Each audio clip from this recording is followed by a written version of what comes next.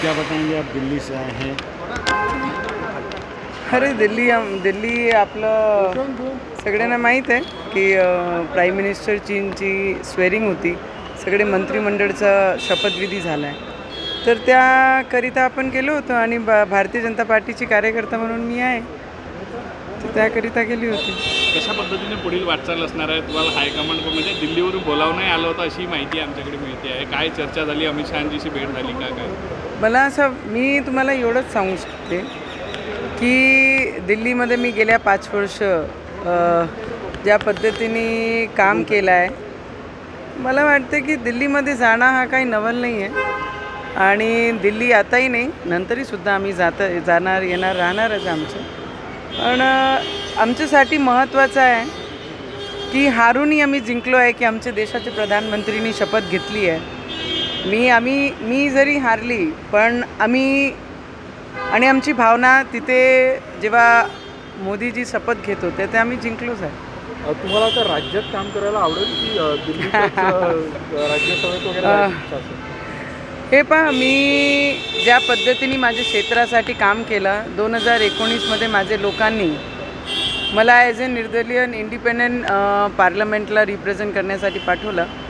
मला अजून कळलं नाही आहे की माझी जनताने मला का थांबवलं इथे आणि कुठे काम करणं आवडन इथं नंतरच आपण, पण little bend is never end, हे गोष्टी तर आपण सगळ्यांना चांगल्या पद्धतीने माहीत आहे,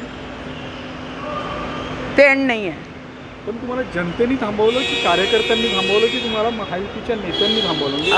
थांबवलं की मी आपल्याला एवढंच सांगू शकते की मी 2019पासून ते आतापर्यंत खूप इमानदारीने ज्या पद्धतीने एक कार्यकर्ता म्हणून मी काम करायला पाहिजे होतं, ते मी माझ्या क्षेत्रामध्ये खूप इमानदारीने काम केलं आणि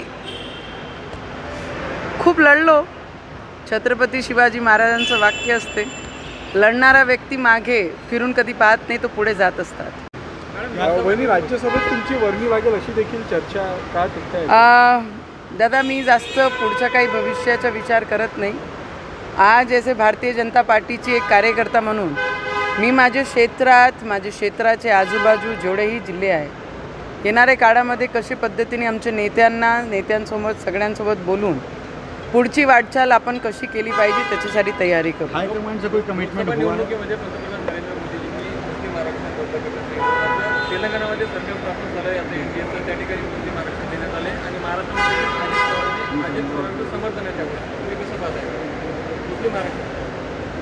आंध्र प्रदेशमध्ये एनडीएचं सरकार स्थापन झालं आहे, त्या ठिकाणी मुस्लिम आरक्षण देण्यात आलेलं आहे आणि महाराष्ट्रामध्ये देखील अजितदादा जे आहे ते समर्थन करतात. मी आपल्याला एवढंच सांगू शकते, मी आता एक पक्षाची भारतीय जनता पार्टीची कार्यकर्ता आहे आणि आमचे नेते, पण मी एवढंच सांगू शकते की SC STचं आरक्षण कापून जर कोणतंही राज्य दुसरे समाजाला जर आरक्षण देत असेल तर मी SC ST सोबत उभी राहीन, कारण मी स्वतः मागासवर्गीय समाजाला बिलॉंग करते, तर मी त्यांचं आरक्षण कोणा तिसरे समाजाला जाऊ देणार नाही, तेवढा मी तुम्हाला सांगू शकते. पराभवाचं तुमच्या कार्यकर्त्यांना नक्कीच दुःख झालं आहे, मात्र बच्चू भाऊंनी आनंद व्यक्त. असे खूप सारे त्याला उत्तर मी येणाऱ्या भविष्यामध्ये जेवढेही माझे जिल्ह्याचे लोक आहे, मी खूप इमानदारीने काम केलं.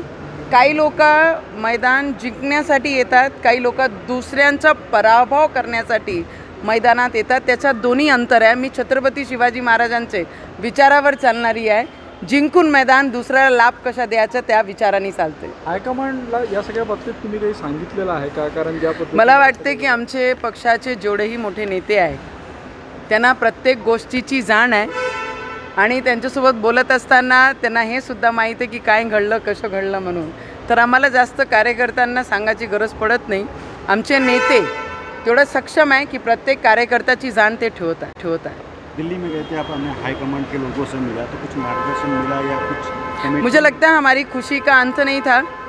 लोगों ने बहुत झुंड बनाकर मोदी जी को रोकने की कोशिश की, पर शेर तो हमेशा शेर होता है. जब शपथ ले रहे थे तो सबने देख लिया कि शेर अकेला लड़ा और किस तरीके से लड़ा और किस तरीके से जीत के आया. संविधान मुझे लगता है कि हम जैसे जितने भी उम्मीदवार थे और स्पेशली मेरी हार होकर भी मैं उस वक्त जीत गई जिस वक्त मेरे प्रधानमंत्री ने एज ए प्राइम मिनिस्टर शपथ ली। तो मुझे लगता है हार के भी हमारी जीत है इस देश के लोगों की।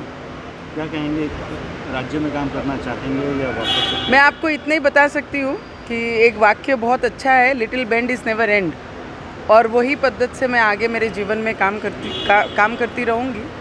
पर एक बात का हमेशा चिंता और हमेशा ज़िंदगी में रहेगा कि 2019 में एक निर्दलीय करके मुझे मेरे लोगों ने, अमरावती के क्षेत्र के लोगों ने दिल्ली भेजा था, और इस बार मैंने क्या ऐसा किया कि मेरी जनता ने अमरावती के मुझे यहाँ पे रुकाया। संविधान बदलणार अशी जी चर्चा मला असं वाटतं की महाविकास आघाडीने जे खोटा प्रचार पूर्ण देशामध्ये जे राबवलं होतं आणि स्पेशली राहुल गांधीजींनी ज्या पद्धतीने प्रत्येक मंचावर हातात संविधान घेऊन संविधान बदलणार खोटे बातम्या देऊन आमचे आदिवासी समाजाचे लोकांना, आमचे मागासवर्गीय लोकांना हे विश्वास त्यांच्या मनापर्यंत खोट्या बातम्या कोरल्या होत्या, त्याच्या मला आयुष्यभर मी निषेधच करेन। कारण ज्या संविधानाला डॉक्टर बाबासाहेब आंबेडकरांनी मागासवर्गाचे भविष्याकरिता, त्यांचे उज्ज्वल भविष्याकरिता जे संविधान बनवलं त्याचा वापर एक खोटे पद्धतीने काँग्रेसने केला। त्याच्यासाठी येणाऱ्या भविष्यामध्ये त्याला आमचे मागासवर्गीय लोक त्यांना बरोबर उत्तर देतील। संजय राऊतांनी असं म्हटलं की पुढील 4 महिन्यात पुन्हा राज्याचं नेतृत्व जे आहे ते उद्धव ठाकरे करतील, म्हणजे कुठेतरी मुख्यमंत्री। मला असं वाटतंय उद्धव ठाकरेजींनी तर स्पष्ट म्हटलं होतं की आम्ही शपथ घेऊ आणि मोदीजींना निमंत्रण करू। तर दिवसात स्वप्न घेणारे उद्धव ठाकरे आणि त्यांचे पोपट ते आहे, त्यांना माहीत आहे कोणी आता शपथ घेतलेली आणि येणाऱ्या भविष्यामध्ये महाराष्ट्राची जनता ज्या पद्धतीने काम केलं, या लोकसभामध्ये ज्यांनी प्रतिसाद दिलं, पर्सेंटेज ऑफ वोट जे या महाराष्ट्रामध्ये दिसला आहे तर ते स्पष्ट, त्याच्यामध्ये पोपटाची ऐकण्याची आणि उद्धव ठाकरे ज्या पद्धतीने ज्या आवाजाने बोलत होते की मोदींना आम्ही निमंत्रण करू, त्यांनी पाहून घेतलं की मोदी शेरी आहे। उद्धव ठाकरेंच्या कार्यकर्त्यांनी अमरावतीमध्ये हनुमान चालीसा पठण करत आनंद साजरा केला तुमच्या पराभवात। मला असं वाटतं की उद्धव ठाकरेंजींनी सुद्धा मी पराभव झाली आत्ता तरी हनुमान चालीसा त्यांनी केलं पाहिजे। थँक्यू।